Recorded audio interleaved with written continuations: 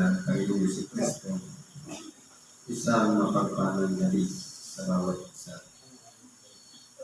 Dito po tayo sa sampung buwan ng pagpapasalamat na ginagawa natin ng Sabado ng buwan. Ito, bigyan natin ng buhay yung aralin. Dito po sa una, ito po ay sinulat ni Apostol Pablo sa mga taga-Tesalonika na panghihikayat upang magkaroon ng katatagan ang bawat isa. Sabi po dito, "Katapat ipinamamanig namin sa inyong mga kapatid na inyong kilalanin ang nagpapagal sa inyo at namumuno sa inyo sa Panginoon at nagpapaalala sa inyo." Ito po ay sinabi niya na hinihikayat tayo na magkaroon po ng respeto sa mga tinatawag ng Biblia.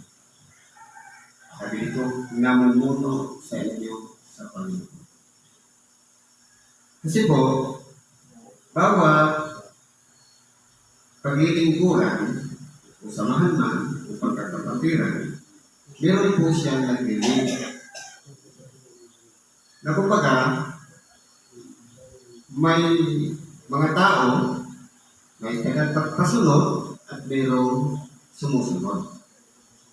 Yung nanguna o naglilig, dapat po mayroong respeto yung mga taong sumusunod sapagkat inilagay po siya ng Diyos sa kalagayan yan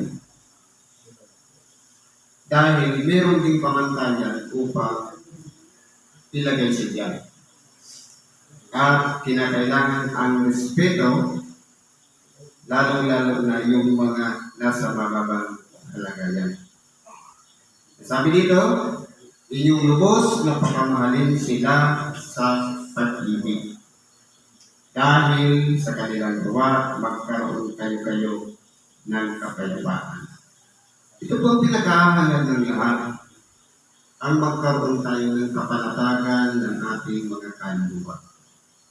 Kapayapaan na hinihingi ng lahat. Kumbaga, walang anumang kaguluhan o pagkakaali, kampihan man o pagkakabahagi, kundi sama-sama sa isang layunin na walang iba, patatagin ang samahan at magkaroon tayo ng isang layunin o isang isipan na walang iba. Sama-sama tayo alang-alang sa pangalan ng dakilang Panginoon. At sa pasabi dito, at aming ipinamig sa inyo, kapatid, na inyong paalalahanan ang mga manggugulo, palakasin ang may hiniloob, alalayan ang may hina at maging mapagpahiloob sa lahat. Kumbaga, minsan may dumarating sa punto na may mga pinanggagalingan na hindi pagkakasundo o mga nanggugulo. Meron karapatan tayo, ang bawat sa atin, lalong-lalo na kung tayo iisip ng mga biya para hikayatin ang gulo na paalalahanan, mabuksan ang kaisipan upang sa ganun huwag na magpatuloy sa kanyang ginagawa. Kundi sawayin na, sawatay na. Sapagkat karapatan po natin ang manguna, lalong-lalo na kung tayo yung pinili ng Diyos na pumasok sa ating isip upang gawin ang isang bagay na nakalulunod sa Diyos. Kasi po, hindi po magiging mabunga ang isang grupo kung mayroong mga awayan o kaguluhan o di pagkakasundo. Kaya, kung mayroong nagugulong at mayroong lakas na nagtulak sa atin para paalalahanan sila, meron po tayong karapatan sapagkat kaya po tayo nilagay kayo pagkamat nasa malabang kalagayan. Dahil po, meron tayong gagawin para sa samahan. Kasi po, kumplito po yung composition niya. Lamang, iba-iba ang antas, iba-iba ang kalagayan. Kaya kung mayroong dumarating man ng mga nanggugulo, kinakailangan natin gawin kung ano ang nararapat. At siyempre, kung mayroong malakas ang luto, mayroong ding mahihina. Ito naman yung mga nangangailangan ng habag at tulong na dapat nating suportahan. Dapat nating ituro, gabayan sila, subaybayan, pangunahan upang sa ganun. Ano man ang hindi naabot ng kanilang mga pag-iisip, lalo-lalo na yung mga baguhan. Tayo yung mga nauna na kahit hindi natin sabihin na malakas na tayo, pero alam natin na may maitutulong tayo sa ating kapwa. Para po yan isang gabay na nagtutulak din sa atin para kung may nadadapa sa atin, kung bumabagsak, kung sinusubok, kung dumaranas ng sari-sari mga problema, kung halimbawa, pinanghihinaan ng loob at hindi na nakakalago ng tipo, tayo yung malalakas ang kakalinga sa kanila upang, kumbaga, i-recharge natin sila para mas lalo silang lumakas na katulad natin. Ano po sabi dito? Tingnan nga ninyo na huwag kumanti ang sino man ang masama sa masama, kundi sundin ninyong lagi ang mabuti, ang isa-isa at sa lahat. Dito po, tinutulong din naman ni Apostol Pablo na siyempre po, hindi po may iwasan na may gumagawa ng masama. Sa bukas ang kaisipan, kapag nakikita natin masama na ang ginagawa, at tayo naman ay malawak ang ating pag-iisip, dahil nakikita na nga natin masama, huwag natin ganyanin. Huwag natin silang gayahin. Kundi, idalangin natin sila na magliwanag ang kanilang pag-iisip para maunawaan nila na ang kanila palang ginagawa ay hindi na nakalulog sa Panginoon. Ganun po dapat. Yun po yung mabuti. Sabi, ang isay sa iba. Ibig sabihin, tayong lahat ay mga titinginan sa isa't isa. Dahil hindi natin alam na baka kasama na pala tayo doon sa ginagamit upang manggulo, upang gumawa ng masama sa ating kapwa. Kaya po, binibigyan tayo ng maliwanag na pag-iisip. Tinuturuan tayo dito ni Apostol Pablo na maging mapagmatyak sa mga nangyayari unang-una sa sarili natin bago sa iba. Kasi po, halimbawa, ang alam lang natin, tingnan yung ginagawa ng iba, may problema tayo. Kasi sabi nga, ang ating dakilang Panginoon, bago mo tingnan ang buhay ng iyong kapwa, tingnan mo muna yung datahilan na natatakip sa iyong mata. Unang-una, palagi natin titignan ang sarili natin bago tayo kikilos. Kasi sa kasisita natin na gumagawa sila ng masama, mas malaki pa yung kasamaan na ginagawa natin. Ganun po tayo pinag-iingat ni Apostol Pablo. Mangangalak kayong lagi, magsipanalangin kayong walang patid. Dapat po, na-experience natin yung kagalakan. Hindi yung aburido na palagi na may problema, may kunting gusot lang, parang ilalagay natin na malala na, ano. Dapat, palagi natin iisipin yung kagalakan. Ano kaya ang magandang solusyon? Ano kaya magandang ideya para i-reunite, para pagkakasunduin ang lahat? Dapat po ganun ang purpose. Kung halimbawa, hindi na kaya, gamitin natin yung panalangin na walang pakita. Marami, pakikinggan tayo ng Diyos at ipapaunawa sa atin yung mga pamamaraan upang masog natin ang mga nangyayari problema. Sa lahat ng mga bagay ay magpasalamat kayo sapagkat ito ang kalooban ng Diyos kay Kristo tungkol sa inyo. Kung halimbawa man po, dumanas tayo ng kapithatian man o kaya magagandang bagay sa ating buhay, palagi natin ipagpasalamat. Kasi po, sa bawat pangyayari, meron pong araw na kaakibat na nakakabit po doon po tayo natututo. Kumbaga, hindi natin pwedeng iwasan ng isang bagay na pagdaraanan natin. Kung meron talagang, halimbawa, mga problema, o di pagkakasundo, normal lang po yun. Kasi, kumbaga, ang labanan dito sa ibabaw ng sanlibutan, kinakailangan natin danasin ang mga bagay-bagay na alam natin may aral doon sa bawat dinaranas natin mga problema. Kahit yan man ay mabuti o masama, malaki po may aral po. Sabi dito, huwag ninyong patayin ang ningas ng Espiritu. Bawat isa sa atin tumanggap ng Espiritu Santo. Ito yung gabay na parang pinakatanda sa bawat isa sa atin ng pagkakakilanlan na tayo ay na kay Kristo. Ito po yung Espiritu Santo itinatag sa atin para kilalanin tayo na pag-aari niya. Ngayon, halimbawa, nakikita natin na inactive na si Brad o kaya hindi na siya pumupunta ng templo. Bakit tayo kasama na rin? Kakapansin natin sa iba, tayo pala, inactive na rin natin. Yan, sinusundan natin yung inactive.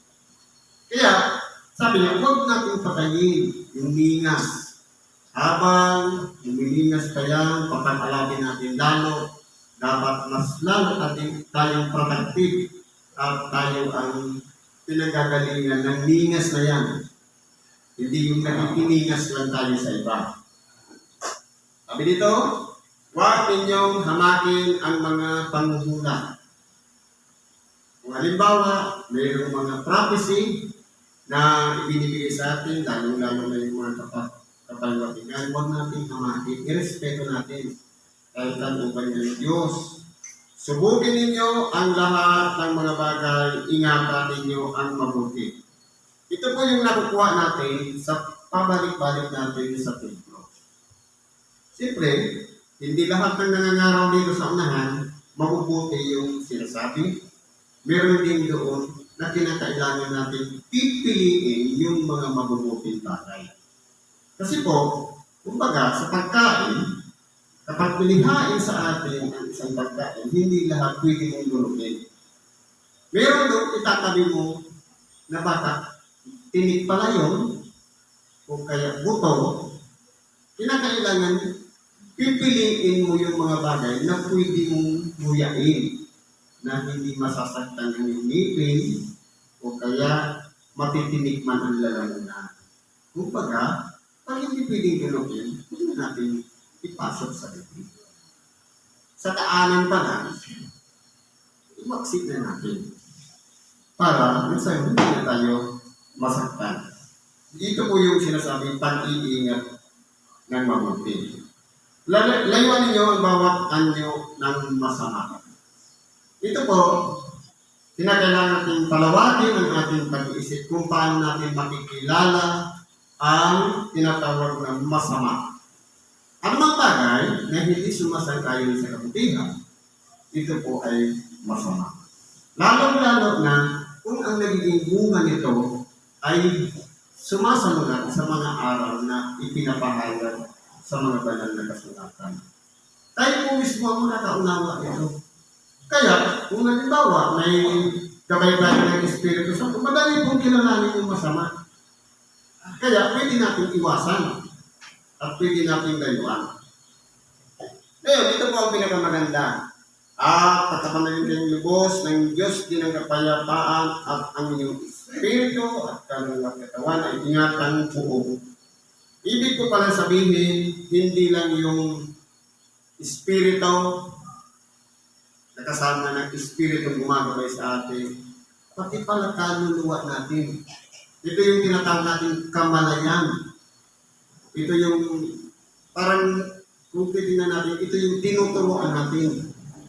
Na walang iba dati noon, wala tayong muwang, walang malay, pero habang babalik-balik tayo sa pakikinig ng salita ng Diyos, natututo po tayo. Ito po yung tinatawag na kamalayan. Siyempre, pati yung katawan. iingatan po natin yan ng buo hanggang sabi nito na walang kapintasan sa pagparito ng Panginoon. Kaya kung halimbawa, okay nga, palagi tayong active sa pagdako sa templo, sa pagsamba, pero dapat palaging buo ang tatlo na yan. Kasi minsan, di ba, nandito nga yung katawan, yung kaluluwa mo nandito rin, yung espiritu minsan, yung mga alalahanin sa buhay, lalong-lalo na yung iniwan natin tahanan, walang tao, parang wasak yung ating pag-iisip. Andito yung katawan nga, yung atensyon nasa malayo. Dapat po, sama-sama yun lahat. Kumbaga, yung iniwan natin, ipagkatiwala na lang natin yun sa Diyos. Na kumbaga, iniwan natin yung maayos, pabalikan natin yung maayos. Yun, kasama po yun sa pagsampalataya. Kasi po, hindi naman tayo papabayaan ng Diyos. Ilalapit pa rin natin yung pananampalataya sa mga nangyayari sa ating mga buhay. Sabi pa dito sa paguli, tapat yaw sa inyo tumatawag, nagagawa rin naman nito. Kaya, kung tayo po ay kasama sa tinawag ng Diyos para maglingkod, para sumunod sa kanyang kalooban, para gawin ang kanyang mga kautosan, mapalad tayo. Dapat po siya. Tayo naman ay dapat maging tapat sa kanya. Ngayon po, dito sa ikalawa, napakaganda po ito. Ito pa ay mahabang sitas na ipinahayag din ni Apostol Pablo kung ano ang dapat nating pag-ingatan. Sabi po dito, ano nga ang ating sasabihin, ang kautusan bagay kasalanan? Huwag nawang mangyari. Ngayon po, ano po ba ang kautusan? Ang kautusan ay gabay upang sa ganon, ang tao ay mayroong pinagbabatayan sa pang-araw-araw na pamumuhay. Pero po, kung walang kautusan, wala rin pong kasalanan. Kasi po, ang kasalanan ay paglaban sa kautusan. Hindi ba gano'n ng tao, si Adam, binigyan ng kautusan. Yung paningili ng isang bagay na kainin. Isa lang yun. Pero dahil nga, kumbaga, kinakailangan ng tagasubok. Pero ang ginawa ng tagasubok, hindi dahil doon kay Adam ang pagsubok, kundi ilinaan sa kasama ni Adam na may mahina ang kalooban. Ito yung si Eva. Ngayon, dahil nga yung pagiging marupok ni Eva, nadaya siya at pati si Adam. Kumbaga, yung utos ng Diyos ay nalabag nila. Kaya nagkaroon sila ng kasalanan. Parehas din sa atin. Kung ano po yung napapakinggan nating aral ng mga salita ng Diyos, tapos nakatanim na sa ating puso, minsan po, kapag yun ay nalalabag natin, parang nararamdaman natin sa ating tuwid na mayroon tayong kasalanan. Kasi po, nalabag natin niya eh. Na-transgress natin yung kautusan. Ngayon, sabi nga, ang kautusan baga ay kasalanan? Hindi po. Maliban lang kung mayroon ng paglabag, magiging kasalanan na po siya. Datapwat, hindi ko sana nakita ang kasalanan, kundi sa pamamagitan ng kautusan. Totoo. Kung walang kautusan, wala kang lalabagin. At dahil nga, mayroong kautusan, may pag-iingat dapat tayo sa pagsunod. Pero, dahil nga tayo ay nasa kalagayang tao, mahina at marupok, minsan po, ang pagsunod po, kahit gaano tayo nag-iingat, hindi po talaga natin maiiwasan magkasala. Kasi po, yung tao po kasi, may nasa mababang kalagayan siya. Mahina po siya at marupok at pwede po siya madala dahil mayroon po siyang katawang laman na nahihilangan ang tita ko. Kaya tayo po ay nagkakasala. Ngayon, Isang halimbawa dito, hindi natin malalaman na ang pagiging sakim pala ay kasalanan hanggat hindi natin narinig na bawal pala ang manakim. Pero nung hindi pa natin alam ang kautosan na bawal pala yun, kahit manakim tayo, wala tayong lalabagin dahil wala tayong alam. Kumbaga, ignorante tayo. Hindi natin napakinggan, hindi natin nabasa, o nasabit man lang sa atin na iyon pala ay bawal. Ang tawag nga ng kautosan sa katutubo, kung ano yung original na nalalaman mo na base lamang sa experience ng mga magulang na ipinasa sa atin, yun lang yung malalabag natin. Pero, kung alam natin na narinig na mismo natin na bawal pala, tapos na-transgress natin o nalabag, ito na po yung ibinibilang na kasalanan. Sabi dito, at ng isang panahon ay nabubuhay na walang kautusan. Katapwat ng dumating ang utos ay muling nabuhay ang kasalanan at ako'y namatay. Kaya nga po, kung titingnan natin, kapag itinaas natin yung sa Roma 6, dahil sa kautusan, kapag may paglabag, humahantong sa kasalanan. At kapag ang kasalanan ay lumalaki na, namumunga ito ng kamatayan. Ngayon, ang kabayaran ng kasalanan ay kamatayan. Kaya, kapag sinabi natin na tayo ay matuwid, tayo'y walang kasalanan, dinadaya po natin ang ating sarili. Pwede natin yan sabihin kung halimbawa na ang ating buhay ay hindi dumanas ng kamatayan. Pero kung titingnan po natin, halos 2 tao lang ang hindi dumanas ng kamatayan. Si Enoch at si Elias na inagaw ng Diyos. Kumbaga, sa bagay pong ito, itinuturo sa atin na dahil sa kautusan, nagbunga po ito ng kasalanan at ang kasalanan ay nagbubunga po ito ng kapag lumaki na ng kamatayan. Ibig sabihin, sintensyado na yung tao, lahat tayo na makasalanan ay daranas talaga ng kamatayan. Ito po kasi yung punishment na nagpapatunay na lahat tayo ay makasalanan dahil lahat po tayo ay daranas ng kamatayan. Ngayon, sabi dito, at ang utos na sa bubuhay ay nasumpungan kung ito'y sa ikamamatay. Totoo po. Dahil nga po, marupok tayo. Pwedeng mapahamak tayo nitong pita ng laman. Ito po kasi yung nagdadala sa atin ng makakasala, yung pita. Kaya akala natin yung pagsunod ng kautusan, sapat na. Pero dahil nga, nakakalaban tayo, kahit sabihin pa natin, merong 10 kautusan, hindi lang natin nasunod yung isa doon, damay na po lahat yun. Kaya, tayo po ay hahantong sa kamatayan. Sabi dito, sapagkat ang kasalanan ng nakasumpong ng pagkakataon ay dinaya ako sa pamamagitan ng utos at sa pamamagitan nito ay pinatay ako.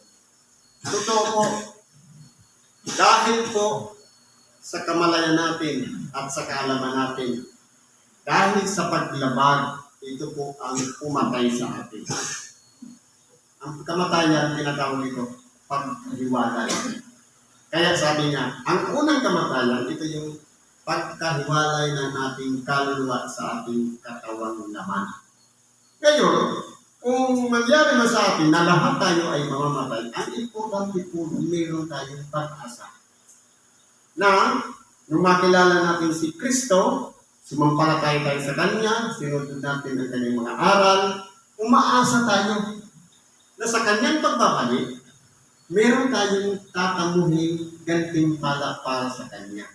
Sabi niya, akin ang paghihiganti, ako ang gaganti. Kaya sa gumagawa ng masama, ang ibibigay sa atin, paghihiganti. At sa gumagawa ng mabuti, nasa Kanya ang ganti na may kasamang pagpapala. Kaya po, tayo po ang gagawa ng pinakakwento ng ating buhay upang sa ganon, masunod natin ang kalooban ng Diyos. Sabi dito, kaya nga ang kautusan ay banal at ang utos ay banal at matuwid at mabuti. Totoo po. Matuwid yung kautusan. Banal siya. Pero ang tao nga, dahil may paglabag, nagkakaroon ng pagkakasala. Kaya hindi po sila magpanagpo. Kasi po, dahil nga itong pita mo naman. Kahit anong pilit natin na pagpapakamanal, pagtutungit sa ating sarili, nahihikaya talaga tayo nitong pita na naman.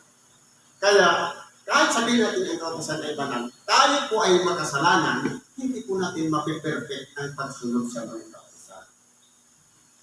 Ang mabuti nga baga ay naging kamatayan sa akin, huwag naman mangyari. Kundi ang kasalanan upang may pakilalang kasalanan. Sa pamamagitan ng mabuti ay gumawa sa akin ng kamatayan. Nasa pamamagitan ng utos ang kasalanan ay maging lalong sala. Totoo po, mas lalo pang lumalala dahil nga po sa pagiging isang marupok. Sapagkat nalalaman natin na ang kautusan sa Espiritu. Totoo po. Dahil ang pinagalingan nito, Diyos.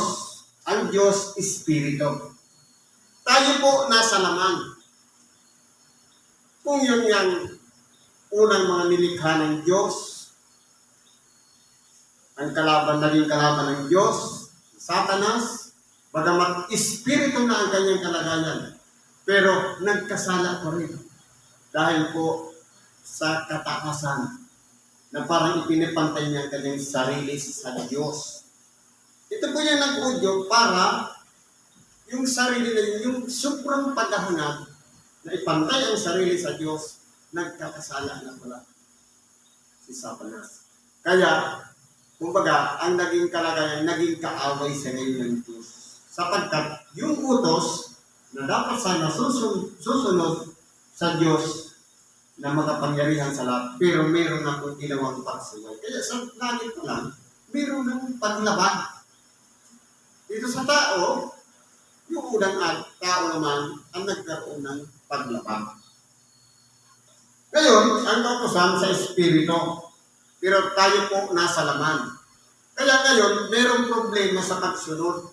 Sabi dito, sapagkat nalalaman natin na ang kautusan sa Espiritu, ngunit ako'y sa laman na ipinagbiling sa ilalim ng kasalanan. Kumbaga, tayo po ay lahat ay makasalanan. Hindi, aminin man natin o hindi, wala pong matuwid, wala kahit isa.